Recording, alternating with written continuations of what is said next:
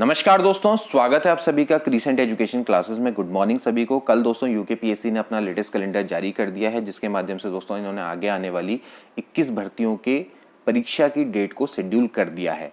अब दोस्तों ये अभी भी प्रस्तावित तिथि है, निर्धारित नहीं है, लेकिन फिर भी होप्स हो कि इस दौरान आपके एग्जाम हो जाएंगे। अभी कुछ विज्ञापन निकले नहीं है, उनकी भी परीक्षा डेट को यहाँ पर घोषित कर दिया गया। उनके विज्ञापन आएंगे और फिर उनकी प्रस्तावित परीक्षा तिथि के दौरान ही उनके एग्जाम करवा दिए जाएंगे। इसके अलावा दोस्तों यूकेपीएससी में जो नवीन अध्याचन पहुंचे हैं उसके बारे में भी इस बार यूकेपीएससी ने खुल के बताया है कि कौन कौन से नवीन अध्याचन हमारे पास पहुंचे हैं। कुछ को विचार किया जा रहा है, जल्दी ही उनका भी एडवर्टीजमेंट निकाल दिया जाएगा, साथ ही साथ उनका स्पेशल कैलेंडर भी निकलेगा, साफ साफ वहां पर जिक्र किया गया है। और इसके अलावा कुछ में इनको संशय है और उसके उन संशय को सॉल्व करने के लिए या उसमें अनुमोदन लेने के लिए या उसमें पाठ्यक्रम में कुछ चेंज हो सकता है, उसके अनुमोदन के लिए शासन से अभी पत्राचार यूकेपीएससी के द्वारा किया जा रहा है। ये साफ साफ दोस्तों मेंशन किया गया है। इसमें सबसे इंपॉर्टेंट है, एक तो माध्यमिक शिक्षा विभाग के अंतर्गत प्रवक्ता भर्ती, लेक्चरर की पोस्ट आएगी। इसके अलावा दोस्तों दूसरी है प्राविधिक शिक्षा विभाग के अंतर्गत पॉलिटेक्निक प्रवक्ता की भर्ती। अब कल दोस्तों मैंने आपको ये चीजें बताई थी कि इसमें जल्दी ही आपकी प्रवक्ता भर्ती आएगी, प्रवक्ता भर्ती कंफर्म हो गई है। लेकिन कुछ लोग क्या करते हैं, आधी अधूरी वीडियो देखते हैं पहले ही और फिर लग जाते हैं कि सर कहाँ इसमें आने वाली है, क्या आने वाली है। तो पहले आप दोस्तों पूरी वीडियो देखा करें, उसके बाद ही यहाँ पर कमेंट किया करें, क्योंकि आपके जो कमेंट है वो लोग दूसरे लोग भी देखते हैं, तो उससे क्या होता है कि उन लोगों के बीच में भी नेगेटिविटी फैलती है। और इसके अलावा कुछ लोग ऐसे होते हैं जो कि सॉल्यूशन में प्रॉब्लम ढूंढते हैं, हमेशा उनके लिए कोई भी चीज हो वो प्रॉब्लम ही ढूंढते रहते हैं, उनको कभी भी सॉल्यूशन नजर नहीं आता। उनको अगर लेफ्ट जाओ तो लेफ्ट गलत नजर आता है, राइट में जाओ तो राइट गलत आता है। उनको किसी भी चीज में कुछ भी आप करोगे तो वो हमेशा प्रॉब्लम्स को ढूंढते फिरते हैं। तो हमेशा मैं उनसे यही बोलूंगा कि दोस्तों इतना नेगेटिव होना जरूरी नहीं है। इतना पेसिमिस्ट बनोगे तो लाइफ में फिर आगे कैसे करोगे। आगे गवर्नमेंट जॉब की प्रिपरेशन कर रहे हो तो थोड़ा सा धैर्य अनुशासन बना के रखो, हमेशा कमियों को मत ढूंढो, कुछ अच्छाइयां भी निकाला करो। तो चलिए अब हम अपने मेन मुद्दे पर आते हैं कि सबसे ज़्यादा यही बात चल रही है उस पॉइंट को लेके कि भैया क्या प्रवक्ता भर्ती का सिलेबस में होने वाला है बदलाव।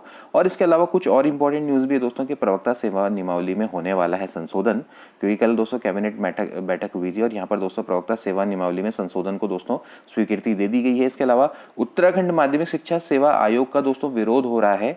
अभी क्या है दोस्तों, खबर पूरी जानेंगे। इसके अलावा उत्तराखंड में 1037 पदों पर मंजूरी हो चुकी है, तो काफी अच्छी खबर है। इसके अलावा शिक्षा विभाग में भी दोस्तों 2364 पदों पर भर्ती को मंजूरी दी गई है। क्या है पूरी खबर, चलिए जानते हैं। सबसे पहले दोस्तों हम बात करते हैं इंपॉर्टेंट खबर, जो कि है प्रवक्ता सेवा नियमावली से जुड़ी हुई।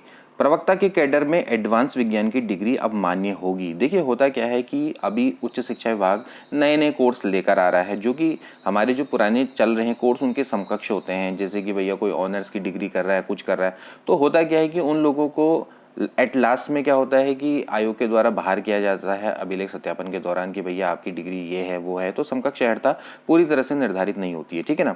तो यहाँ पर दोस्तों अब फिलहाल शिक्षा विभाग को दोस्तों ये अधिकार मिलने वाला है कि वो अब नए नए कोर्स के अकॉर्डिंग डिग्रियों का चयन कर सकेगा और इसके अलावा ये देख सकेगा भाई किसको अंदर लेना है, किसको बाहर करना है। ये अब शिक्षा विभाग को अधिकार मिलने वाला है, वरना इसके लिए पहले कैबिनेट में जाना पड़ता था। तो अब देखो यहाँ पर जैसे कि भैया प्रवक्ता कैडर में एडवांस विज्ञान की डिग्री अब मान्य होगी, तो शिक्षकों की भर्ती में शैक्षिक योग्यता के नए मानक और नई डिग्रियों का चयन अब शिक्षा विभाग खुद कर सकेगा। कैबिनेट में प्रवक्ता कैडर में एमएससी एडवांस जंतु विज्ञान की डिग्री को एमएससी जंतु विज्ञान के समकक्ष मानते हुए भविष्य में डिग्रियों के चयन का अधिकार विभाग को देने का निर्णय किया गया है। तो आप देख सकते हैं दोस्तों कि जब आपने अगर एमएससी जूलॉजी से दोस्तों अगर आपने किया हुआ है, एडवांस जूलॉजी किया हुआ है, तो अब आप लोग भी प्रवक्ता के लिए अप्लाई कर पाएंगे। ऐसा होता है जनरली, कई लोगों ने मैथ्स ऑनर्स किया होता है, किसी ने मतलब डिफरेंट डिग्री ली होती है, लेकिन वो समकक्षी होती हैं। वो सारी चीज़ें सिलेबस में वही चीज़ें पढ़ते हैं, बस उनकी डिग्री का नाम डिफरेंट होता है, ठीक है ना।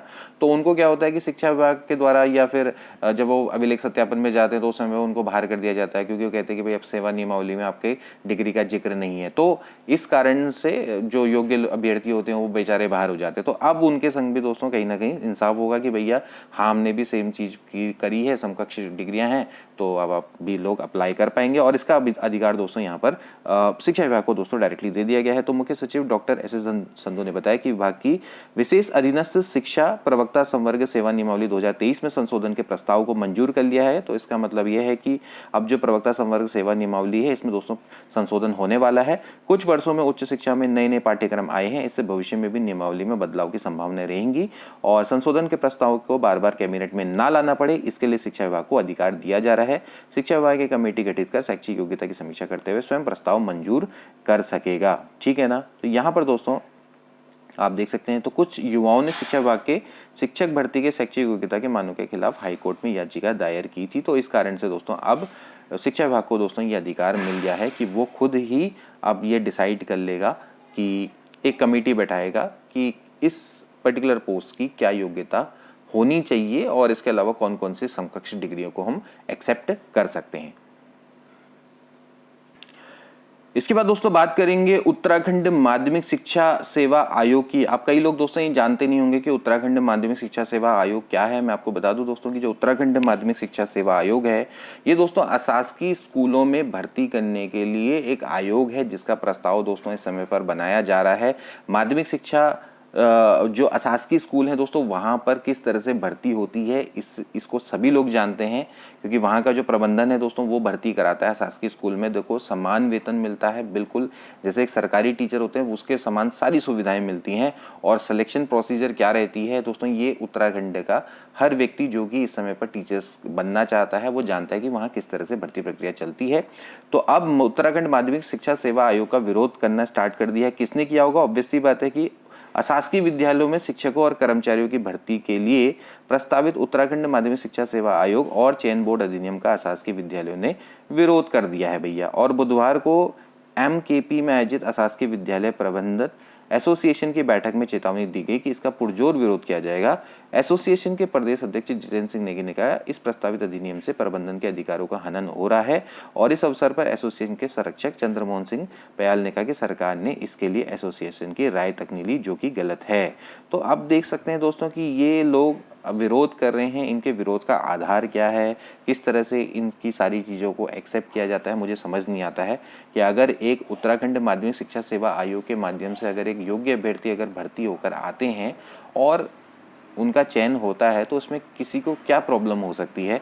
अब प्रॉब्लम इनकी क्या क्या है वो सब इनडायरेक्टली सब समझते हैं, लेकिन फिर भी सभी शांत बैठे रहते हैं। तो यहाँ पर उत्तराखंड माध्यमिक शिक्षा सेवा आयोग तो दोस्तों जरूर बनना चाहिए और चयन बोर्ड अधिनियम भी बनना चाहिए, जिससे कि साफ साफ है कि अशासकीय विद्यालयों में जो माध्यमिक शिक्षा के रिक्त पद हैं या प्राइमरी हो, चाहे आपका LT हो, चाहे लेक्चरर हो, तो उसकी भर्ती भी दोस्तों एक फेयरली आयोग के द्वारा कराई जानी बहुत ज़्यादा आवश्यक है। जैसे यूपी में होती है, यूपी TGT PGT की जो भर्ती है शासकीय विद्यालयों के अंतर्गत होती है, तो वो भी दोस्तों उत्तराखंड मतलब उत्तर प्रदेश जो माध्यमिक शिक्षा सेवा आयोग है उसकी मदद माध्यम से की जाती थी। हालांकि दोस्तों अब वहाँ तो उत्तर प्रदेश शिक्षा सेवा चयन आयोग बन चुका है, तो अब वो कराएगा, लेकिन उससे पहले भी क्या होती थी कि वहाँ की जो भर्ती है वो भी किसी न किसी आयोग के द्वारा करवाई जाती थी।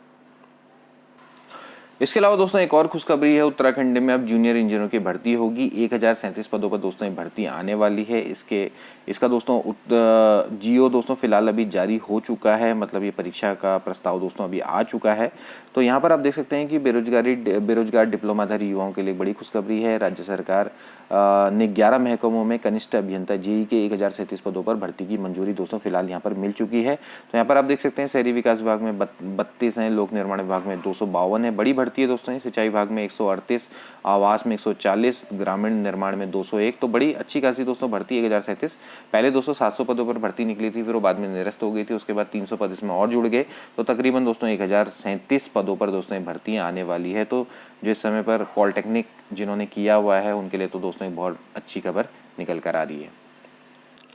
इसके अलावा दोस्तों शिक्षा विभाग में भी दोस्तों एक और भर्ती निकलने वाली है। 2364 पदों पर भर्ती करने के आदेश दोस्तों फिलहाल जारी हो चुके हैं। 15,000 रुपये मानदेय दिया जाएगा चयनित अभ्यर्थियों को।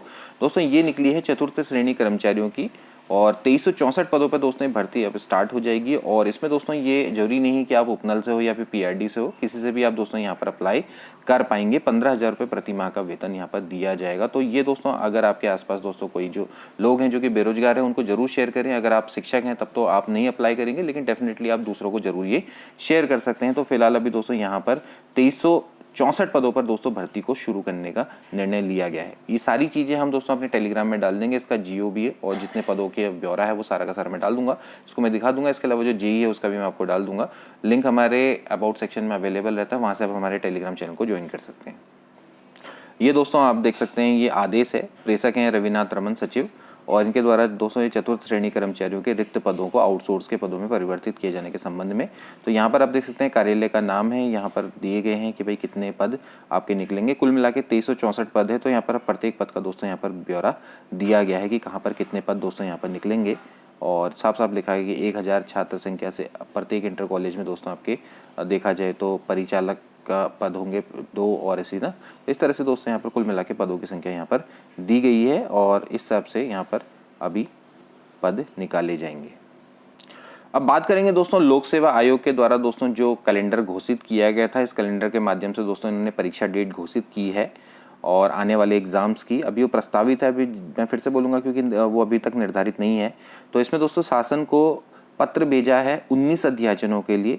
उत्तराखंड लोक सेवा आयोग ने 19 अध्याचनों के पाठ्यक्रम अनुमोदन के लिए पत्र शासन एवं विभागों को भेजा है। उसके बाद इसकी परीक्षा सारणी प्रकाशित होगी।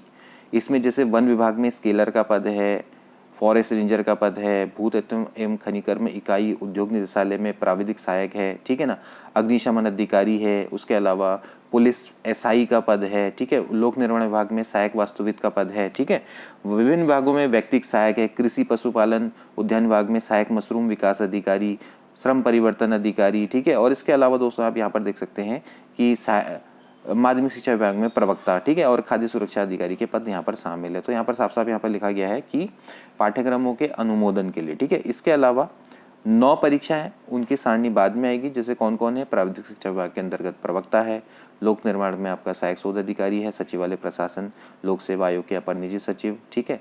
ये सब दोस्तों आप यहाँ पर साफ साफ देख सकते हैं। अब देखते हैं दोस्तों कि यूकेपीएससी का जो कैलेंडर है दोस्तों वो क्या कहता है। यहाँ पर देखिए बिंदु संख्या 3 में उन्होंने क्या कहा है कि निम्नलिखित 9 नवीन अध्याचनों के परीक्षण की कार्रवाई गतिमान है और सम्यक परीक्षणोपरांत विज्ञापन की कार्रवाई करते हुए तिथि निर्धारित की जाएगी और तदनुसार परीक्षा सारणी प्रकाशित कर दी जाएगी। कहने का मतलब है कि इनका भी दोस्तों आपका कैलेंडर आने वाला है, ठीक है। अब देखिए प्राविधिक शिक्षा विभाग के अंतर्गत पॉलिटेक्निक, राजकीय पॉलिटेक्निक की जैसे हम बात करते हैं प्रवक्ता, तो इसका तो दोस्तों आप ये मान के चलिए कि इसका तो सिलेबस आपका चेंज होना कन्फर्म है, ठीक है। इसका परीक्षा पैटर्न भी चेंज होगा, सिलेबस भी चेंज होगा, ये दोस्तों ऑलरेडी हो चुका है और मेरे हिसाब से जल्दी ही दोस्तों इसका आपको देखने को मिलेगा, नोटिफिकेशन भी देखने को मिलेगा। सबसे पहले तो कैलेंडर भी आ जाएगा, तो ये सारी चीज़ें आपको मिल जाएंगी। तो कुल मिला के 9 तो आप मान के चलो, इसमें बहुत सारी हैं, आप देख सकते हैं, ठीक है। इसके अलावा देखिए यहाँ पर क्या लिखा गया है कि जो आपके 18 नवीन अध्याचन हैं उसमें कतिपय बिंदुओं पर परीक्षा हेतु अथवा पाठ्यक्रम अनुमोदन हेतु, ठीक है ना। यहाँ पर देखिए 2 चीजें लिखी गई हैं कि कुछ बिंदुओं पर परीक्षा हेतु और पाठ्यक्रम अनुमोदन हेतु। कहने का मतलब है कि कुछ बिंदुओं पर जो प्रॉब्लम्स हैं उनको शॉर्ट आउट करने के लिए और साथ ही साथ सिलेबस में कुछ लोगों के चेंज किया गया, कुछ मतलब विभागों के चेंज किया गया, उसके लिए भेजा गया, विभाग को पत्र प्रेषित किए गए। अब देखिए इसमें सभी नहीं होंगे, ठीक। इसमें क्या क्या हो सकते हैं, देखिए जहां तक मेरा पूरा ख्याल है इसमें सबसे पहले तो ये हो सकता है जो पुलिस विभाग में उप निरीक्षक का पद है, ठीक है, यहाँ पर दोस्तों आपका चेंज हो सकता है। इसमें दोस्तों जैसे कि पुलिस विभाग के अंतर्गत जो एसआई का पद है उसके सिलेबस में चेंज के लिए अनुमोदन किया जा सकता है, ठीक है ना, क्योंकि इसका पहले ये यूकेपीएससी के द्वारा निकाला गया था तो वहाँ पर पाठ्यक्रम का चेंज की बात की है। अब कुछ में कुछ बिंदुओं में परिवर्तन होगा उससे, अब बाकियों का तो नहीं कह सकते डायरेक्टली, लेकिन कुछ में हो सकता है। अब ऐसे ही देखिए जैसे कि विभिन्न भाग में जैसे व्यक्तिक सहायक है, व्यक्तिक सहायक पहले जैसे यूकेपीएससी करवाता था, इस बार यूकेपीएससी करवाने वाला है, तो इसके सिलेबस में थोड़ा सा यहाँ पर चेंज हो सकता है, उसके अनुमोदन के लिए भेजा गया होगा, ठीक है ना। जो पद पहले से ही यूकेपीएससी के द्वारा करवाए जा रहे हैं उनमें सिलेबस का चेंज होना मुश्किल है, वो चेंज नहीं होंगे, लेकिन जो यूकेपीएससी से ट्रांसफ़र किए गए हैं यूकेपीएससी को, वहाँ पर सिलेबस का चेंज होना 100% श्योर है। आप मान के चलिए 99% चांस है, 1% कोई चांस होगा ना हो, लेकिन आप मान के चलिए सिलेबस चेंज होगा। सिलेबस इन द सेंस थोड़ा सा परीक्षा पैटर्न भी चेंज होगा, थोड़ा यूकेपीएससी वो जीके जीएस जरूर पूछता है तो वो उसमें डाला जाएगा। चाहे आप असिस्टेंट स्टैटिस्टिकल ऑफिसर की बात करें तो वहाँ पर भी आपको थोड़ा सा चेंज देखने को मिलेगा, ठीक है। इसके अलावा जैसे अग्निशमन अधिकारी है तो इसका भी दोस्तों थोड़ा बहुत सिलेबस चेंज होगा, लेकिन उत्तराखंड प्रवक्ता है उसका ऑलरेडी यूकेपीएससी के द्वारा करवाया जा रहा है एग्ज़ाम और कंडक्ट करवाया जा रहा है, तो जो पिछला पैटर्न था वही होना चाहिए। सिलेबस में थोड़ा सा आमूलचूल परिवर्तन हो सकता है, लेकिन परीक्षा पैटर्न मुझे लगता है, क्योंकि प्रवक्ता का ऑलरेडी 3 टाइम परीक्षा पैटर्न चेंज हो चुका है लगातार। अगर आप 3 परीक्षाओं को देखें तो उनकी 3 परीक्षाओं से लगातार परीक्षा पैटर्न चेंज होने में लगा है, और जो पिछला पैटर्न था वही दोस्तों अब मेरे हिसाब से सर्वमान्य रहेगा, क्योंकि इसके अलावा इनके पास कोई पैटर्न बचता नहीं है जहाँ तक मेरे ख्याल है। क्योंकि इससे पहले क्या होता था कि पहले स्क्रीनिंग और इंटरव्यू होता था, ठीक है, उसके बाद फिर ये सब्जेक्ट को लेकर आए, फिर लास्ट में इन्होंने स्क्रीनिंग और मेंस कर दिया। तो अब फिलहाल आप देख लीजिए कि 3 टाइम तो ऑलरेडी चेंज हो चुका है, अब चौथी टाइम मुझे नहीं लगता है कि अब ये चेंज होगा। तो अब जो आपको दिया हुआ है आप उसके अकॉर्डिंग अगर आप प्रिपरेशन करें, और अगर मान लेते हैं चेंज होता भी है तो फिर वो सबके लिए होगा, आप स्पेशली आपके लिए थोड़ी होगा सिलेबस चेंज। तो सभी को प्रॉब्लम आएगी, सभी वही चीज़ें फेस करेंगे, ठीक है। तो उसके बारे में ज़्यादा सोचने से बेटर है कि आप अपनी तैयारी पर फोकस करें, अपने सब्जेक्ट को बेहतर बनाएं, स्क्रीनिंग की प्रिपरेशन करें, वो अच्छा ही है आपके लिए। आप ये समझ लीजिए यूकेपीएससी का पेपर दे रहे हैं तो बिना जीके जीएस के नहीं हो पाएगा, तो जीके जीएस जरूर पढ़ें, अपने सब्जेक्ट को भी पढ़ें, तो वो तो आपने पढ़ना ही पढ़ना। बाकी अगर कुछ एक्स्ट्रा चीज़ ऐड होगी तो फिर वो आप सभी को पढ़नी पड़ेगी, आप ही अकेले नहीं पढ़ोगे। तो इसलिए दोस्तों अभी इसके फिलहाल में इसके लिए थोड़ा ज़्यादा टेंशन ना लें। और अंत में दोस्तों मैं यही कहना चाहूँगा, थोड़ा पॉजिटिव बने, ऑप्टिमिस्टिक सोचें। हर चीज़ में बुराई करना, हर चीज़ में क्रिटिसाइज़ करना एक सही आदत नहीं है। इससे दोस्तों आपको आगे भी प्रॉब्लम आएगी, क्योंकि व्यक्ति क्या होता है कि जो हर सॉल्यूशन में प्रॉब्लम ढूंढे तो फिर उसको हर जगह प्रॉब्लम ही नज़र आएगी। थोड़ा सा अगर आप ऑप्टिमिस्टिक बनेंगे तो आपको कई जगह पे सॉल्यूशन दिखता नज़र आएगा, और डेफिनेटली आपको आगे आपका जो कार्य प्रणाली वो भी अच्छी होगी, और आपके डेफिनेटली जो आपकी जो आगे जो आप जॉब करेंगे तो दोस्तों वो भी आपकी सक्सेसफुल रहेगी। तो आज की वीडियो के लिए दोस्तों इतना ही, मिलते हैं नेक्स्ट वीडियो में।